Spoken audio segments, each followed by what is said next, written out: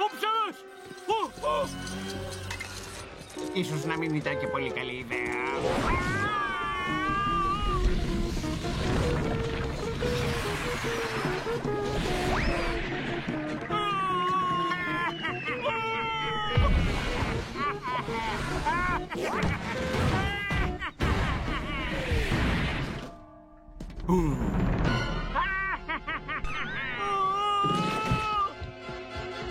Παυσουναράκι, ξύπνα! Είναι εδώ! Ποιος είναι εδώ? Περίμενε να ανάψω το πρόσωπό σου! Ορίστε. Ποιος είναι εδώ? Είναι κάποιος εδώ? Έτσι είπες! Ω ναι! Είναι εδώ πια! Ο ψαράς! Ο ψαράς! Άκου τους ανόητους. Κάνουν σαν να βοήθει τα μωρά. Πρέπει να σταματήσω, αλλά περνάω πολύ καλά. Παρά είναι εύκολο. Να ασφαλίσουμε την πόρτα! Απλά δεν υπάρχει ανταγωνισμός. Αυτά ήταν όλα!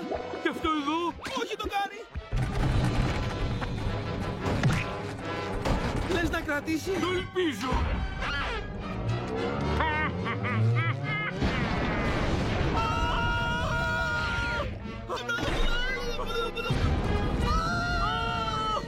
Ίσως αν δεν το κοιτάζουμε να φύγει!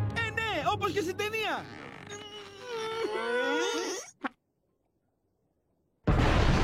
Είμαι ο θανατηφόρος ψαράς. Μάλλον ήρθε το τέλος, φιλαράκι! Δεν θέλω να πεθάνω με το εσώρουχό μου! Έλα!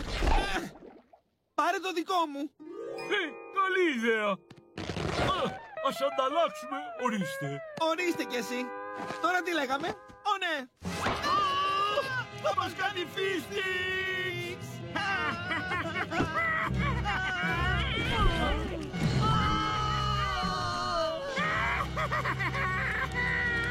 Έχει φάει το καλαμάρι! Όχι το κολλητό μας! Πρέπει να το σώσουμε! Εντάξει, θέση 33. Θέλω να πας μακριά και...